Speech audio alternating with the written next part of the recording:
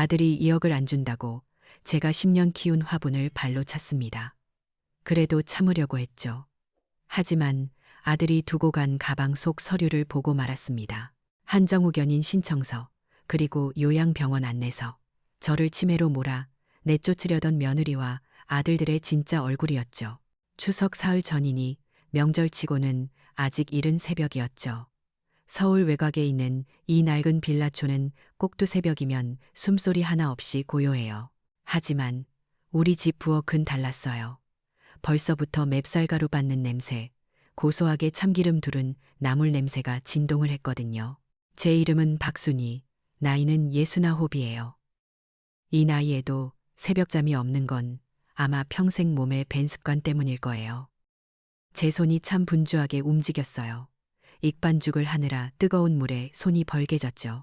사람들은 요즘 누가 집에서 송편을 빚냐고 하지만 그래도 명절인데 자식들 입에 들어갈 건데 어떻게 기계로 찍어낸 걸 사서 먹여요.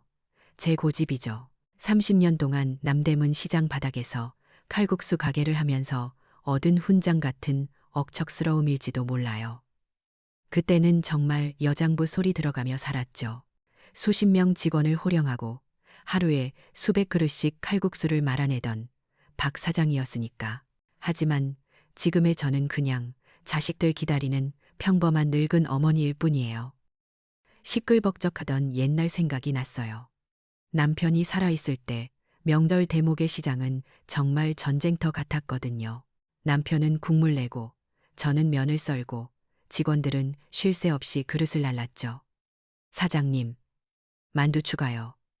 이모, 여기, 육수 좀 더. 정신없이 바빠도 그게 사람 사는 것 같았는데 말이에요. 지금 이 집 부엌은 너무 넓고 너무 조용해요. 뜨거운 김이 훅훅 올라오는 손 옆에서 저는 저 혼자였어요. 그 고요함이 꼭 소미불처럼 저를 꾹 누르는 것 같았어요. 명절이 다가오면 의뢰 그렇듯 자식들과 통화를 했어요. 첫째 민철이, 우리 큰아들은 45인데 대기업 과장이죠. 안 그래도 승진 때문에 스트레스가 이만저만이 아닌 모양이더라고요. 제가 뭐 먹고 싶은 거 없냐고 물었더니 전화기 너머로 한숨부터 푹 쉬었어요. 요즘 누가 그걸 다 일일이 만드냐고 그냥 백화점에서 제일 비싼 걸로 사서 하라는 거예요. 그 피곤에 절은 목소리가 어찌나 날카롭게 들리던지. 며느리 지영이는 42, 명품 매장 매니저로 일해요. 허영심이 좀 있긴 해도 싹싹할 땐 또 싹싹하죠. 지영이는 꼭 자기가 먼저 전화를 해요. 어머님, 저희 그날 좀 바빠서 저녁 늦게나 들를 수 있을 것 같아요. 아, 그리고 도윤이 한복 말이에요. 그런 촌스러운 색 말고요. 이왕이면 브랜드 있는 걸로. 손자 한복 색깔까지 정해주는 며느리라니 참 꼼꼼하다 싶으면서도 가슴 한쪽이 서늘해지는 건 어쩔 수 없었어요. 작은 아들 민호는 40인데 딱해요. 하는 사업마다 줄줄이 실패해서 빚만 잔뜩 졌거든요. 그래서 그런지 목소리 하나는 제일 우렁차요. 어머니, 당연히 가죠. 제가 싹 다 도와드릴게요. 역시 엄마 음식이 최고지. 그렇게 신나게 떠들다가도 꼭 마지막에 가서 머뭇거려요. 아, 근데 어머니, 혹시 그 뒷말이 뭔지 뻔히 알지만 저는 그냥 못 들은 척 그래 조심해서 오너라 하고 끊어버렸죠. 딸 수진이는 38, 저 멀리 캐나다에서 간호사로 일해요. 국제전화 너머로 들리는 목소리는 항상 바쁘고 멀게만 느껴졌어요. 이번에도 못 온다더군요. 미안하다면서 돈은 붙였다고. 그깟 돈이 문제인가요? 그래도 어쩌겠어요. 다들 자기 인생 사느라 바쁜 건데 저는 그저 이 모든 다름을 이해하려고 애썼어요. 그래, 요즘 세상이 그런 거지. 내가 낡은 생각하는 거지. 서운해하면 나만 속 좁은 늙은이가 되는 거니까요. 드디어 추석 당일이 됐어요. 저는 그날도 동트기 전에 일어나 마지막으로 탕국을 끓이고 정성껏 빚은 송편을 쪄냈어요. 조상님들께 올리는 차례상인데 어디 하나 소홀히 할 수가 있나요? 반짝반짝 닦은 녹그릇에 음식을 다 담고 나니 그래도 제법 구색이 갖춰져서 뿌듯했어요. 자식들이 하나둘 도착하기 시작했는데 어째 분위기가 명절 같지가 않았어요. 싸늘했죠. 며느리 지영이는 현관에 들어서자마자 손으로 코를 막고 인상을 찌푸리더라고요. 어머님, 집안의 냄새가 너무 뱄잖아요. 제 옷의 냄새 배면 어떡해요? 그 말에 가슴이 쿵 내려앉았어요. 이게 다 자기들 먹이려고 만든 음식 냄새인데 말이에요. 큰아들 민철이는 제 얼굴은 보지도 않고 거실 소파에 주저앉아 휴대폰만 들여다봤어요. 뭐가 그리 급한지 불그락푸르락한 숫자들만 노려보더군요. 그 작은 기계 속 숫자들이 1년에 한 번 보는 늙은 어미 얼굴보다 더 중했나 봐요. 작은 아들 민호만이와 역시 엄마 솜씨는 여전하시네 하면서 겉절이를 한 입 집어먹었죠. 하지만 그 눈은 저를 향해 있지 않았어요. 불안하게 집안을 휙휙 둘러보더라고요. 차례를 지내고 식사 시간이 되었을 때가 제일 힘들었어요. 며느리가 플라스틱 통을 하나 꺼내더니 자기가 가져온 유기농 샐러드만 먹는 거예요. 그러면서 제게 한마디 툭 던졌죠. 어머님, 이런 기름진 음식은 이제 몸에 안 좋아요. 그게 어디 봐서 걱정하는 말투예요. 제가 밤새 준비한 이 모든 수고와 정성을 몸에 안 좋은 낡은 것으로 만들어버리는 그런 차가운 무시였죠. 그 와중에 작은 아들 민호가 또 돈 이야기를 꺼냈어요. 이번엔 정말 마지막이라고, 이것만 해결되면 대박이라고요. 네 아버지, 식당 지키느라 나도 이제 여유 없다고 단호하게 말했죠. 제 속도 모르고 그 말이 끝나기 무섭게 거짓말처럼 모두가 일어섰어요. 차례가 끝나자마자 무슨 신호라도 받은 것처럼요. 차가 막힌다. 오후에 약속이 있다. 피곤하다. 핑계도 각양각색이었죠. 그렇게 썰물처럼 빠져나가더군요. 1년에 딱 하루, 이 몇 시간을 위해 내가 며칠 밤낮을 준비했는데 말이에요. 그들이 머문 자리는 순식간에 차가워졌어요. 저녁이 되었어요. 텅 빈 거실에는 아무도 없는데 부엌 싱크대에는 그릇들이 산더미처럼 쌓여 있었죠. 텅 빈 집안에 오직 철썩 물소리만 요란하게 울렸어요. 그 소리가 어찌나 크고 시끄럽던지 꼭 제 마음속에서 울리는 소리 같았어요. 눈물은 나지 않았어요. 이 나이에 운다고 뭐가 달라지나요? 그냥 묵묵히 했죠.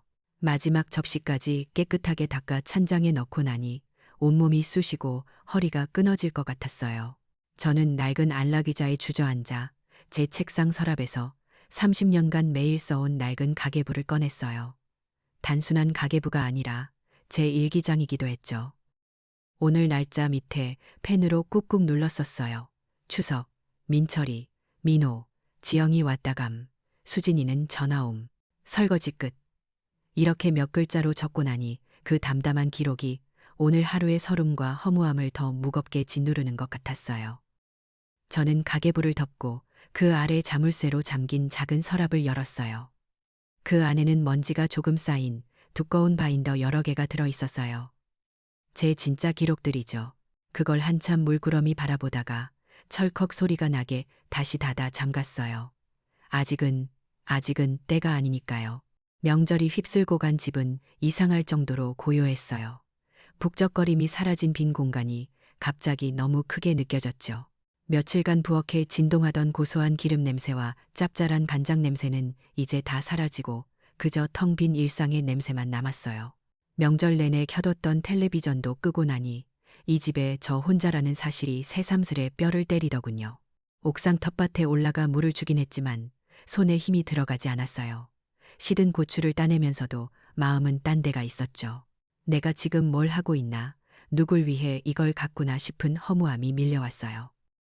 혼자 밥을 차려 먹는 것도 고역이었어요.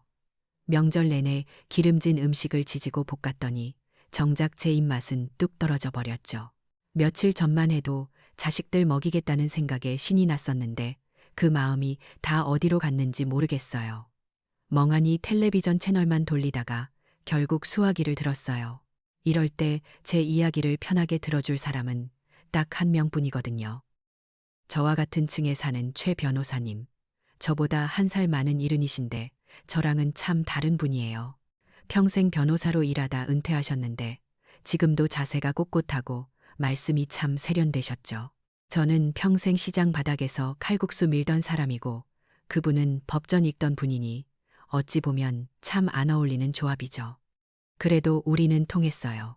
남편 먼저 보내고 자식들 다 키워낸 그 빈 마음을 서로 알아보는 거겠죠.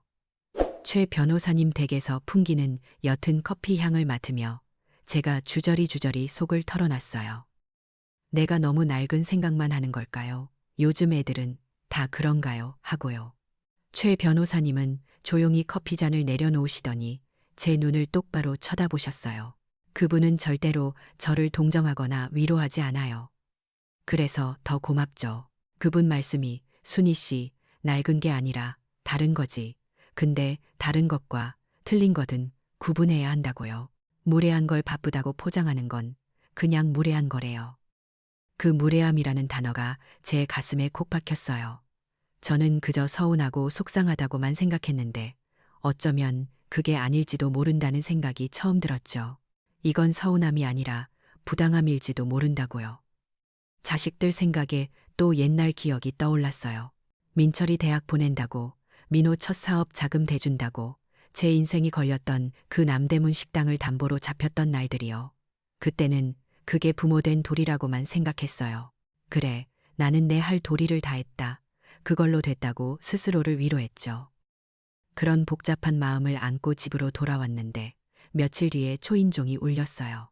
작은 아들 민호였어요. 그 절박해 보이던 얼굴이 며칠 사이에 더 상했더군요. 이번에는 명절 때처럼 쭈뼛거리지도 않았어요. 다짜고짜 사업 아이템이 확실하다며 딱 2억만 달라는 거예요. 그 순간 최 변호사님이 말한 부당함이라는 단어가 머릿속을 스쳤어요. 제 마음이 싸늘하게 식는 게 느껴졌죠. 대신 30년간 수많은 거래처 사람들을 상대하던 박 사장의 목소리가 나왔어요. 단호하게 안 된다고 했죠. 내게 밑 빠진 독에 물 붓는 건 이게 마지막이다. 대신 내 친구가 하는 식당 주방 일이라도 할 테냐고 물었어요. 그 순간 민호의 눈빛이 변했어요. 엄마는 날 한 번도 믿어준 적이 없어.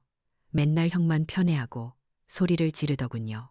그러더니 저를 밀치고 옥상으로 통하는 문으로 달려갔어요. 잠시 후 와장창 하고 귀가 먹먹해지는 소리가 들렸죠. 제가 10년 넘게 애지중지 키우던 옥상 화분, 그 중에서도 제일 큰 자태를 뽐내던 군자란 화분이었어요. 민호가 그걸 발로 차버린 거예요. 흙과 깨진 도자기 파편이 옥상 바닥에 나뒹굴었어요. 민호는 뒤도 안 돌아보고 계단을 뛰어내려갔어요. 저는 깨진 화분 앞에서 한참을 망연자실 서 있었어요. 이건 그냥 화가 나서 부린 행패가 아니었어요. 제 마음에 마지막으로 남아있던 자식에 대한 연민의 끈이 툭 끊어지는 소리였죠. 떨리는 손으로 빗자루와 쓰레받기를 들고 옥상 바닥을 쓸었어요. 흙을 퍼담고 깨진 도자기 조각을 줍는데 현관 구석에 민호가 두고 간 낡은 서류 가방이 보였어요. 명절 때 가져왔다가 잊어버리고 오늘 화를 내며 나가다가 또 놓고 간 모양이었죠. 쯧쯧 혀를 차며 가방을 치우려는데 가방 잠금 장치가 열려 있었어요. 아까 발로 화분을 차면서 부딪혔나 봐요. 가방이 벌어지면서 안에 있던 서류 몇 장이 쏟아져 나왔어요. 이놈의 자식, 사업 계획서라더니 이렇게 함부로 중얼거리며 서류를 주워 담으려는데 종이에 적힌 글자들이 눈에 들어왔어요. 그건 사업 계획서가 아니었어요. 요양병원 입소 안내. 제 심장이 차갑게 내려앉았어요. 이걸 왜 민호가? 손이 떨려서 다음 장을 넘기기가 어려웠어요. 그리고 그 밑에 있던 서류의 제목을 읽었을 때 저는 숨이 멎는 것 같았어요. 한정우견 개시 심판 청구서. 제 이름 박순희 석자가 적혀 있었어요. 신청인으로는 민철이와 민호, 두 아들의 이름이 나란히 있었죠. 내용을 읽어 내려가는 동안 제 눈앞이 하얘졌어요. 모친 박순희는 최근 기억력 감퇴와 판단력 저하 치매 초기 증상 의심을 보이며 정상적인 재산 관리가 불가능한 상태임. 그때서야 모든 조각이 맞춰졌어요. 며칠 전 며느리가 웃으며 어머님 요즘 자꾸 깜빡깜빡 하신다고 말하던 거. 큰아들 민철이가 어머니 이제 재산 관리는 저희가 라며 운을 떼던 거. 그게 다 이 증거를 만들기 위한 계획이었던 거예요. 저를 치매 노인으로 만들고 있었던 거죠. 그리고 서류 맨 마지막 장에 제 심장을 꿰뚫는 결정적인 증거가 있었어요. 재산 분할 사전 합의서. 거기에는 큰아들 민철이, 작은아들 민호, 그리고 며느리 지영이의 도장까지 선명하게 찍혀 있었어요. 저는 그 자리에 주저앉았어요. 옥상의 차가운 시멘트 바닥 기운이 올라왔지만 그것보다 더 차가운 게 제 속에서부터 치밀어 올랐어요. 이건 무관심이나 서운함의 문제가 아니었어요. 이건 저를 정신병자로 몰아서 제 평생을 바친 재산을 합법적으로 빼앗고 저를 요양원에 가두려는 차갑고 조직적인 배신이었어요. 추석날 느꼈던 그 서러움, 그 슬픔은 아무것도 아니었어요. 지금 이 감정은 분노였어요. 슬픔이 비집고 들어올 틈도 없는 아주 차갑고 날카로운 분노가 제 온몸을 감쌌어요. 저는 울지 않았어요. 눈물이 나오지도 않았죠. 천천히 일어났어요. 깨진 화분 조각들을 하나도 빠짐없이 줍고 흙을 쓸어 담았어요. 그리고 그 서류들, 제 자식들이 저를 버리기 위해 만든 그 증거들을 한 장 한 장 꼼꼼하게 챙겼어요. 제 방으로 돌아와 수화기를 들었어요. 손가락 하나 떨리지 않았어요. 최 변호사님, 저 박순이에요. 제 목소리가 제 귀에도 참 낯설게 들렸어요. 지금 혹시 시간 되십니까? 그 목소리는 놀랍도록 차분했고 강철처럼 단단했어요. 최 변호사님 댁에서 우리 집으로 돌아오는 그 짧은 거리가 꼭 천리 길처럼 느껴졌어요. 현관문을 열고 들어선 순간 어제 민호가 걷어찬 화분의 흙먼지가 아직 남아있는 것 같았죠. 하지만 제 마음은 더 이상 그 흙먼지 따위에 머물러 있지 않았어요. 그 차가운 분노가 제 안에 잠들어 있던 무언가를 깨운 것 같았거든요. 저는 곧장 안방 서랍으로 갔어요. 일장에서 물끄러미 바라만 보았던 그 낡은 자물쇠, 열쇠를 돌려 서랍을 열고 그 안에 있던 묵직한 바인더 여러 개를 꺼냈어요. 그리고 그 위에 민호가 두고 간 한정후견인 신청서와 재산 분할 합의서가 담긴 서류 봉투를 올렸죠. 이 두 종류의 서류, 이것이 제 과거와 제 현재, 그리고 제 미래를 결정지을 전부였어요. 최 변호사님 사무실은 우리 집에서 걸어서 10분 거리예요. 은퇴하셨지만 간단한 법률 자문은 계속하고 계셨거든요. 그분 앞에 두 개의 서류 뭉치를 내려놓았을 때 저는 30년 만에 처음으로 박 사장으로 돌아간 기분이었어요. 먼저 민호의 가방에서 나온 서류들을 밀어드렸죠. 최 변호사님은 안경을 고쳤으며 꼼꼼히 읽어내려갔어요. 그분의 표정이 점점 굳어지는 걸 보면서 저는 제 과거를 떠올리고 있었어요. 자식들은 아마 모를 거예요. 자기들 엄마가 그저 시장 바닥에서 칼국수나 밀던 사람인 줄 알겠죠. 하지만 아니었어요. 1970년대 돌아가신 양반이랑 남대문 시장 귀퉁이에서 포장마차로 시작했어요. 사계짜리 테이블 놓고 하루 종일 밀가루 반죽 치대고 육수 끓여가며 악착같이 모았죠. 1980년대가 되어서야 저희는 그 포장마차 자리에 3층짜리 건물을 올렸어요. 남대문 할매 칼국수 간판을 걸던 날 남편이랑 부둥켜 안고 얼마나 울었는지 몰라요. 그때부터 저는 더 이상 주방장이 아니었어요. 수십 명의 직원을 거느린 박 사장이었죠. 매일 새벽 4시에 시장에 나가 재료를 확인하고 장부를 정리하고 직원들 월급을 계산했어요. 남편은 주방을 지켰고 저는 가게의 모든 살림과 경영을 맡았죠. 돈 나가는 거, 들어오는 거, 제 손을 거치지 않는 게 없었어요. 사람들은 제 손맛이 좋다고 했지만 사실 제 진짜 무기는 손맛이 아니라 숫자였어요. 원가 관리, 재고 관리, 그 철저함이 우리 가게를 지킨 힘이었죠. 그런데 1994년 남편이 갑자기 가버렸어요. 교통사고였죠. 하늘이 무너지는 것 같았어요. 주변에서는 다들 그랬어요. 여편네 혼자 그 큰 식당 어떻게 하냐. 애들 아빠 없는데 그냥 빚잔치 하기 전에 정리해라. 다들 그랬죠. 하지만 저는 그럴 수 없었어요. 그럴수록 이를 악물었어요. 그래, 애들 아빠 없다고 어디 가서 기죽는 꼴은 절대 못 본다. 그 생각 하나로 버텼어요. 더 독하게 일하고 더 악착같이 모았어요. 남편의 빈자리를 채우려고, 아이들에게 아빠의 부재를 느끼게 하지 않으려고 저는 엄마이면서 동시에 아빠가 되어야 했어요.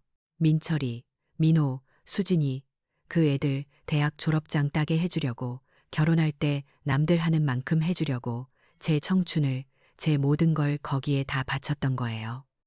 최 변호사님의 낮은 탄식 소리에 저는 긴 회상에서 깨어났어요. 그분은 한정후견인 신청서를 탁 소리나게 내려놓으시더군요. 그분의 눈빛은 분노로 이글거렸어요. 하지만 저는 아무 말 없이 제가 가져온 다른 바인더 뭉치를 그분 앞으로 밀었어요. 변호사님, 이것도 좀 봐주세요. 이건 제 진짜 가계부예요.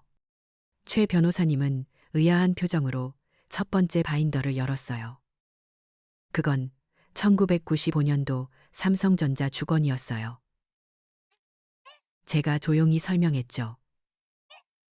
그때 식당 단골 중에 증권사 다니는 총각이 있었어요. 저더러 사장님, 자식들 대학 갈 때 쓰시게 딱 이 주식 하나만 20년 보고 묻어두라고, 자기가 보기엔 이게 제일 확실하다고. 남편 잃고 정신없던 와중에도 저는 그 말을 흘려듣지 않았어요. 식당 수익금 일부를 떼어 매달 조금씩 25년간 꾸준히 그걸 사모았어요. 최 변호사님이 떨리는 손으로 스마트폰을 꺼내 현재가를 확인하더군요. 그분의 입이 떡 벌어졌어요. 순희 씨, 이게 지금 12억 원이에요. 12억. 저는 다음 바인더를 열었어요. 거기엔 낡은 등기 권리증이 하나 들어 있었죠. 그건 1998년도 IMF 때 산 거예요. 그때 기억이 생생해요. 나라가 망한다고 사람들이 겁에 질려서 집이고 상가고 닥치는 대로 내다 팔 때였죠. 남대문 시장도 흉흉했어요. 하지만 수십 년 장사한 제감이 말하더군요. 위기는 기회다. 저는 그때 헐값에 나온 강남 변두리의 작은 상가 건물을 샀어요. 다들 미쳤다고 했지만 저는 제감을 믿었죠. 최 변호사님이 주소를 보더니 혀를 내둘렀어요. 이 변두리가 지금은 황금 땅이 됐잖아요. 이 상가 지금 최소 6억 원은 받아요. 마지막 바인더를 열었어요. 거기엔 수십 개의 낡은 통장들이 꽂혀 있었죠. 식당을 최종 정리하면서 받은 권리금, 퇴직금, 그리고 평생 한 푼 두 푼 모아온 순수 저축액이었어요. 그건 3억 원쯤 될 거예요. 총 21억 원. 최 변호사님이 저를 보는데 그 눈빛은 더 이상 연민이나 동정이 아니었어요. 경이로움이었죠. 그분은 한참 만에 입을 열었어요. 순희 씨, 당신은 자식들 걱정할 사람이 아니라 자식들이 당신을 회장님으로 모셔야 할 사람이었다고요. 저는 그냥 쓴웃음을 지었어요. 맞아요.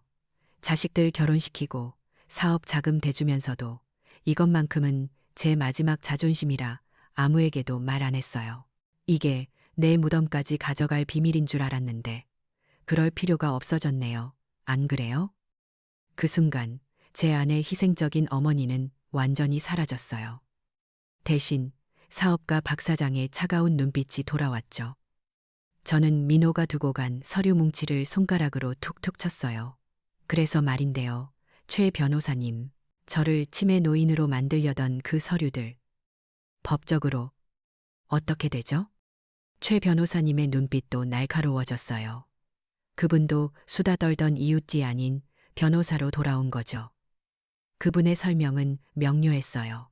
문서 위조, 사기 미수, 존속 협박, 증거만 확실하면 전부 엮을 수 있다고요. 특히 그 세 명이 모두 서명한 재산 분할 사전 합의서가 결정적인 증거의 스모킹라고 했어요. 저는 제 가방에서 30년 된 낡은 식당 경영 수첩을 꺼냈어요. 먼지 쌓인 첫 장을 넘겨 그분께 보여드렸죠. 거기엔 제가 30대 때 장사를 시작하며 적어둔 저만의 원칙이 있었어요. 첫째, 적의 패를 모두 읽는다. 둘째, 나의 패는 숨긴다. 셋째, 가장 결정적인 순간에 모든 것을 건다.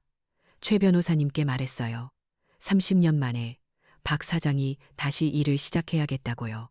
그렇게 우리 두 어머니는 법률과 경험을 무기 삼아 치밀한 반격 계획을 세우기 시작했어요. 사무실을 나오는데 하늘이 유난히 파랗게 보였어요. 더 이상 슬프거나 억울하지 않았어요.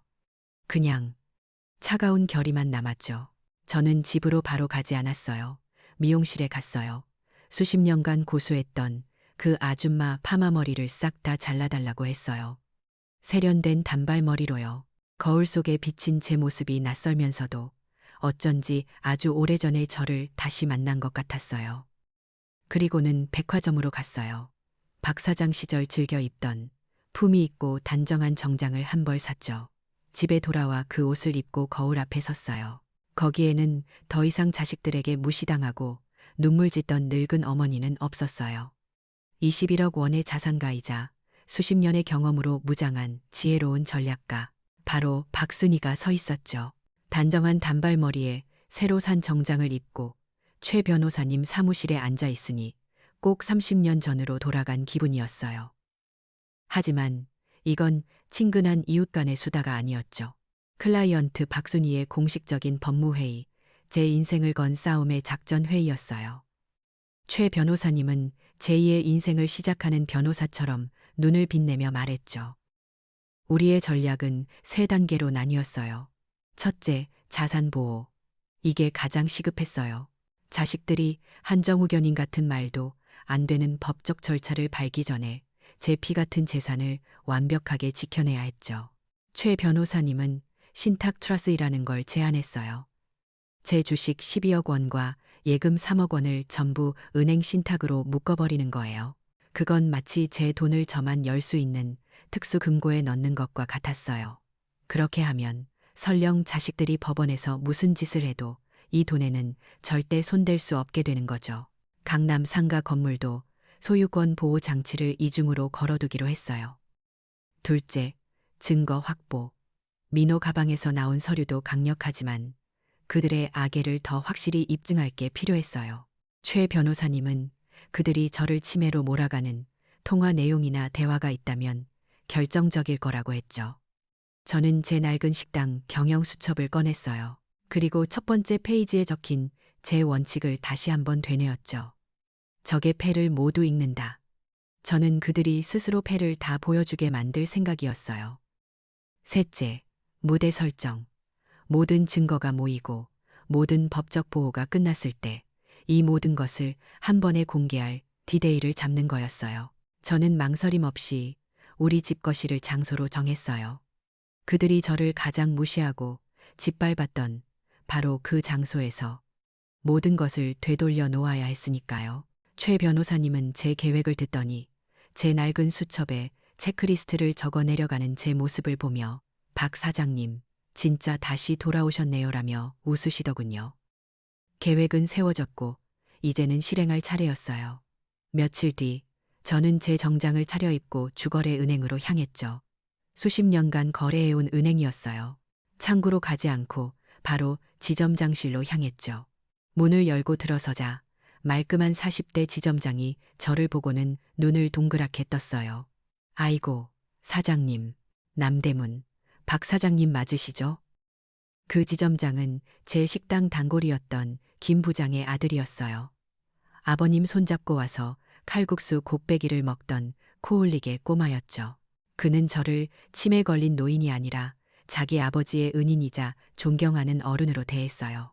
제 신탁 설정을 일사천리로 돕는 그의 모습을 보며 이게 바로 제가 30년간 쌓아온 인맥이라는 걸 깨달았죠. 그가 제 자산 명세를 보더니 놀라움을 감추지 못하며 저를 깎듯이 회장님이라고 부르더군요. 그 한마디가 제게는 천군만마와도 같았어요. 은행 일을 마친 저는 곧장 제 강남 상가로 향했어요. 1998년에 샀던 그 낡은 2층짜리 건물. 지금은 아주 멋진 스타트업 회사가 들어와 있었어요. 젊은 대표가 저를 보더니 90도로 인사를 하더군요. 자기 부모님 같다며 깍듯이 구는 그 청년을 보니 제 자식들 생각이 나더군요. 저는 그에게 양해를 구하고 최 변호사님이 소개해준 감정평가사에게 공식적으로 감정평가를 의뢰했어요. 며칠 뒤 현 시세 6억 원이 선명하게 찍힌 공식 서류가 제 손에 들어왔죠. 저는 사회적으로 고립된 노인이 아니라 여전히 존경받는 자산가였어요. 그렇게 제가 차근차근 성을 쌓아 올리는 동안 성 밖의 자식들은 사냥을 서두르기 시작했어요. 그들은 제가 더 정신이 없어지기 전에 모든 것을 끝내야 한다고 생각한 모양이더군요. 폭풍 전의 고요함은 오래가지 않았어요. 전화가 빗발치기 시작했죠. 첫 번째는 며느리 지영이었어요. 그 특유의 가식적으로 달콤한 목소리로 어머님 하더군요. 자기가 아는 정말 좋은 실버타운이 있다고요. 호텔처럼 깨끗하고 식사도 다 챙겨주고 친구분들도 많아서 외롭지 않을 거라고요. 그 말을 듣는 순간 민호 가방에서 본 요양병원 팸플릿이 떠올랐어요. 저는 제 안의 분노를 누르고 일부러 더 기운 없는 목소리를 냈죠. 아이고, 그래? 근데 난 요즘 정신이 하나도 없네. 내가 뭘 어째야 할지. 제 연기는 완벽했어요. 지영이는 제가 완전히 넘어왔다고 생각했겠죠. 다음은 큰아들 민철이었어요. 승진해서 또 누락된 모양인지 목소리가 아주 바닥까지 가라앉아 있었어요. 자기가 이번에 꼭 필요한 돈이 있는데 어머니가 좀 도와줘야겠다더군요.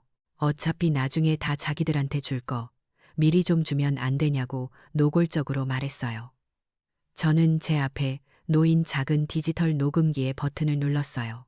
그리고 한숨을 푹 쉬며 말했죠. 민철아, 네가 무슨 말 하는지 엄마가 요즘 귀도 잘 안 들리고 돈, 그게 다 무슨 소리니? 마지막은 작은아들 민호였어요. 녀석은 아예 집으로 쳐들어왔더군요. 채권자들에게 쫓긴다며 제 앞에서 무릎을 꿇고 울고불고 난리를 쳤어요. 당장 그 빌라라도 팔아서 자기를 살려내라고. 안 그러면 여기서 죽어버리겠다고 협박까지 했죠. 그 처절한 연기를 보며 생각했어요. 사람 다루는 법은 예나 지금이나 똑같구나. 원하는 것을 보여주되 핵심은 절대 내주지 않는다. 저는 녀석의 손을 잡고 정말 아무것도 모르는 늙은이처럼 같이 울어주었어요. 민호야, 나 죽는다. 내가 이러면 내가 어떡하니? 나도 정신이 하나도 없구나.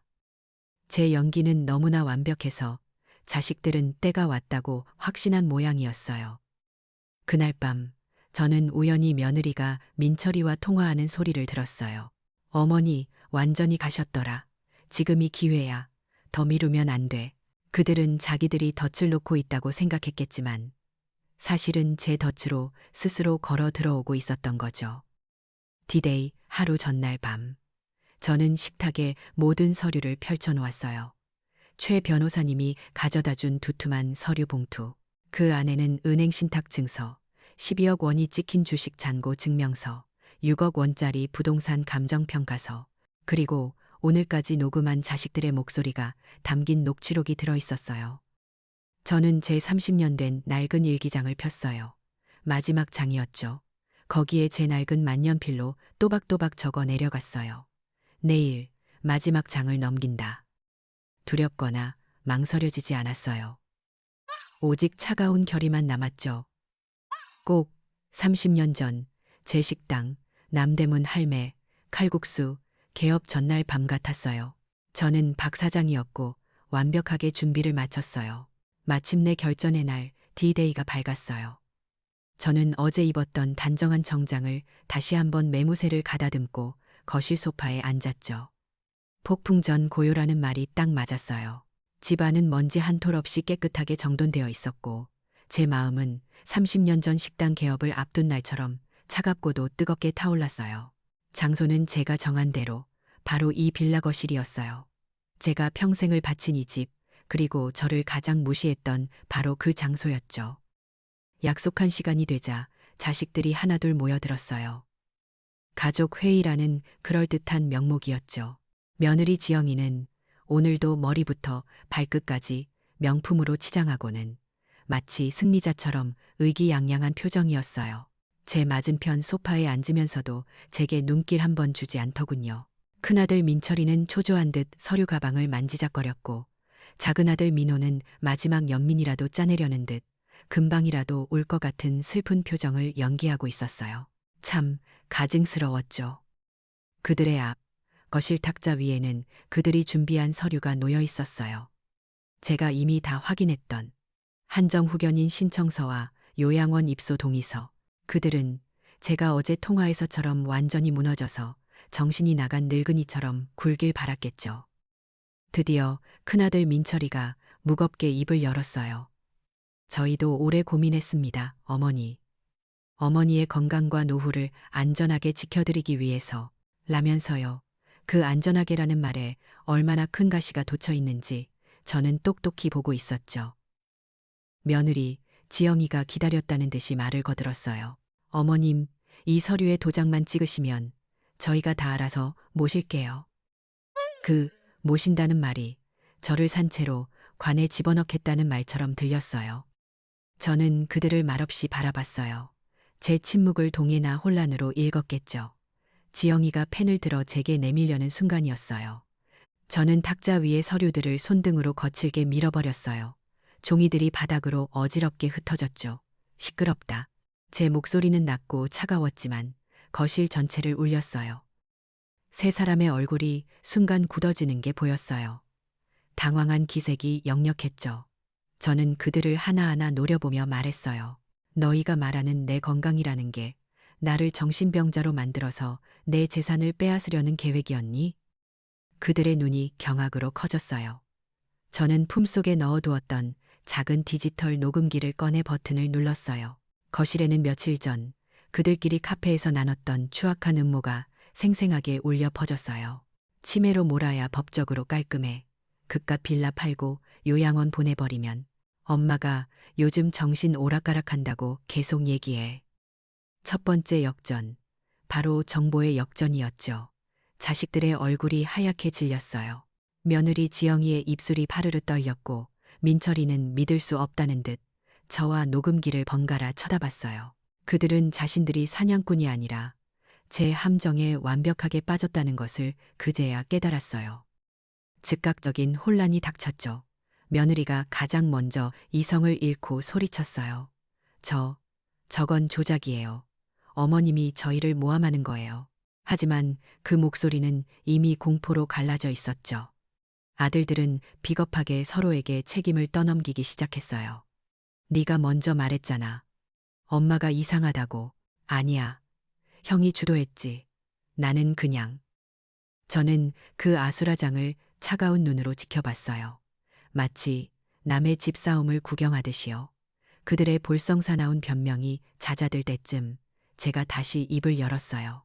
너희들은 내가 평생 모은 게 고작 이 낡은 빌라 한 채뿐이라고 생각했겠지. 그리고 저는 최 변호사님이 완벽하게 준비해준 서류 바인더를 꺼냈어요. 두 번째 역전, 경제력의 공개가 시작된 거예요. 첫 번째 서류를 탁자 위에 던졌어요. 내가 25년간 묻어둔 주식이다. 삼성전자. 현재가 12억 원. 은행 로고가 선명하게 밝힌 주식 잔고 증명서를 본 며느리 지영이의 눈이 제가 평생 본 것 중에 가장 크게 뜨여졌어요. 12억이라는 숫자를 믿을 수 없다는 듯 중얼거리더군요. 두 번째 서류를 던졌어요.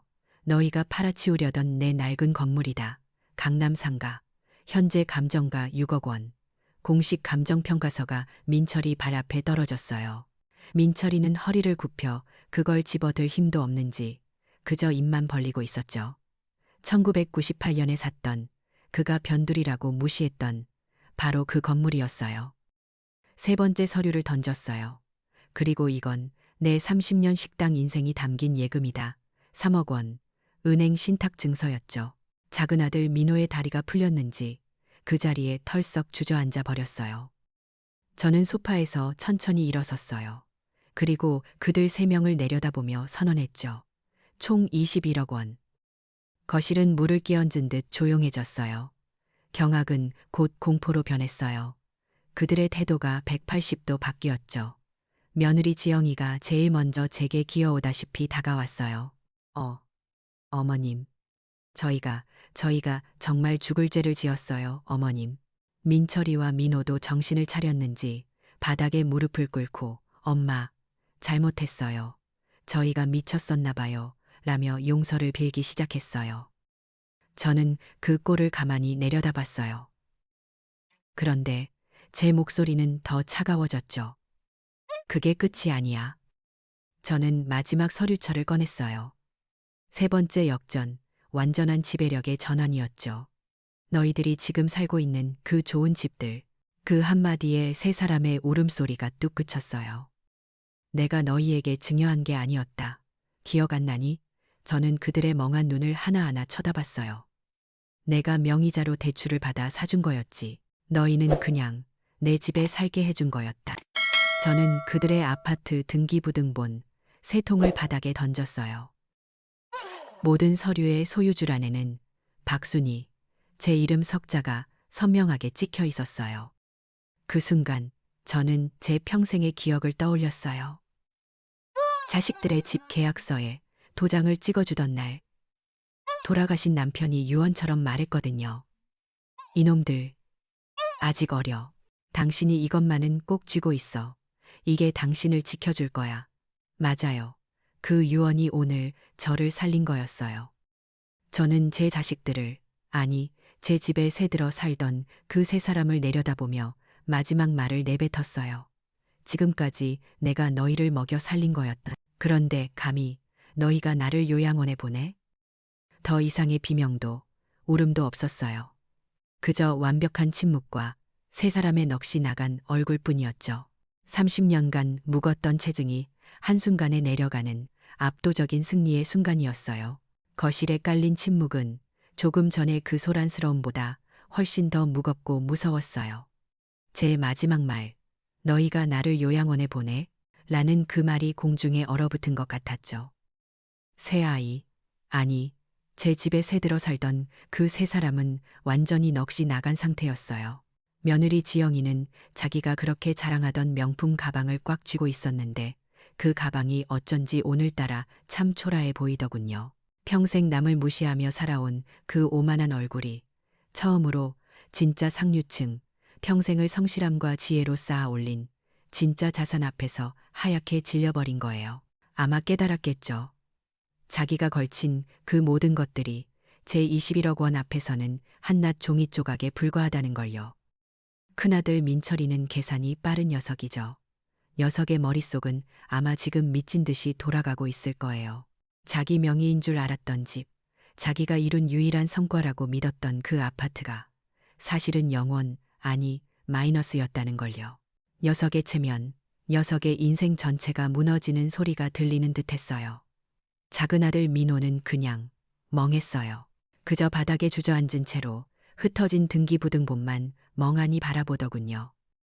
그제야 그들은 자신들의 어리석음과 탐욕이 어떤 결과를 초래했는지 깨달았겠죠.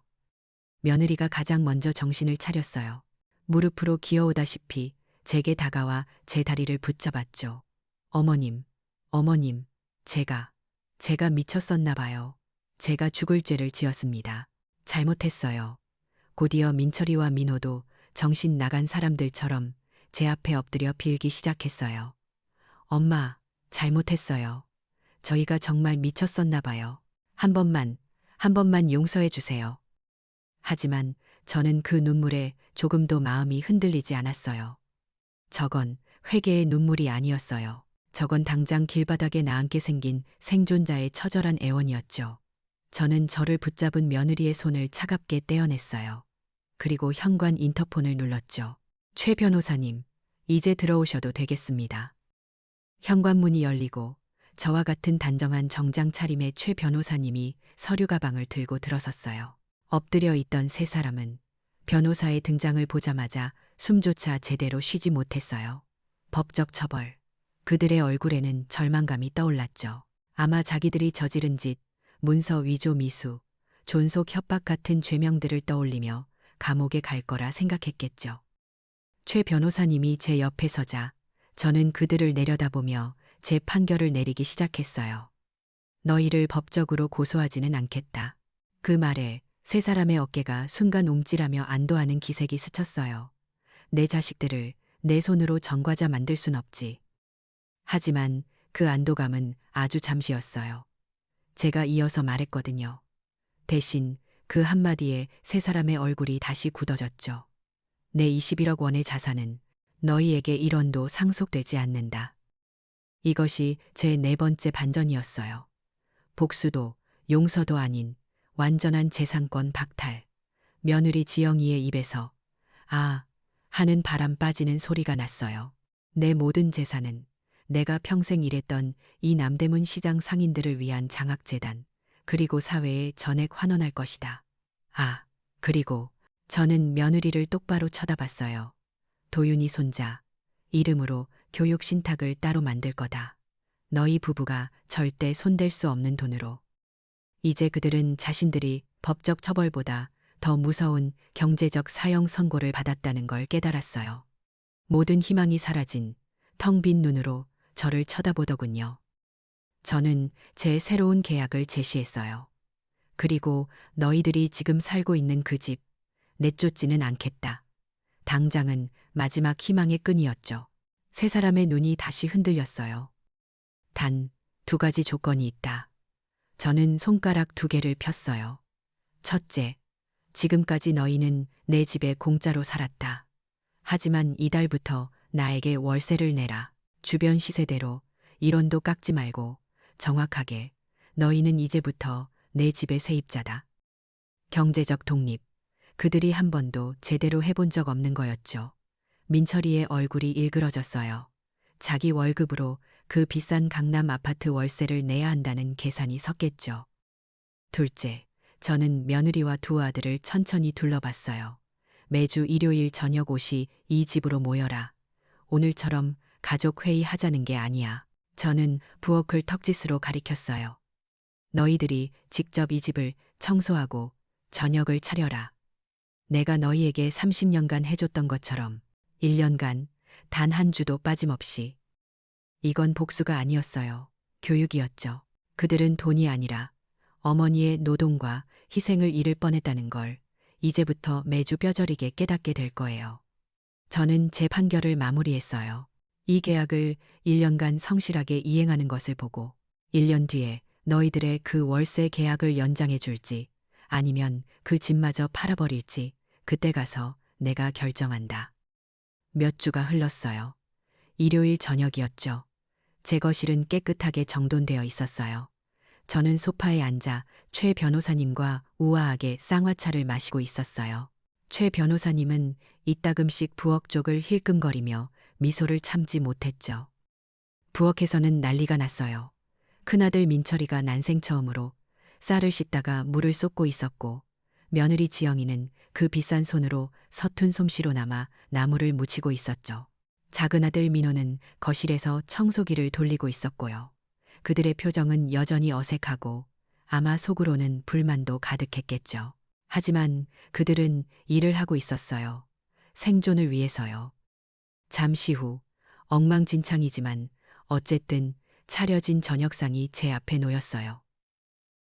저는 30년 만에 처음으로 제가 차리지 않은 저녁상을 받아봤어요. 땀으로 젖은 세 사람의 얼굴을 천천히 둘러봤어요. 제가 어릴 때 그들에게 청소하는 법, 요리하는 법을 가르쳤던 기억이 떠올랐죠. 40년이 걸렸지만 내 자식들의 교육은 아직 끝나지 않았구나. 저는 천천히 수저를 들었어요. 그리고 저만 들릴 듯한 목소리로 나지막이 말했죠. 이제야 진짜 가족이 되는 것 같구나. 제 입가에 평온한 미소가 번졌어요. 사람들은 종종 선량함을 나약함이라 오해하죠. 하지만 진정한 권위는 단순히 돈이 많다는 게 아니었어요. 그 힘을 상대를 파괴하는 데 쓰는 게 아니라 새로운 질서를 만들고 가르침을 베풀 줄 아는 지혜에서 나오는 거였죠.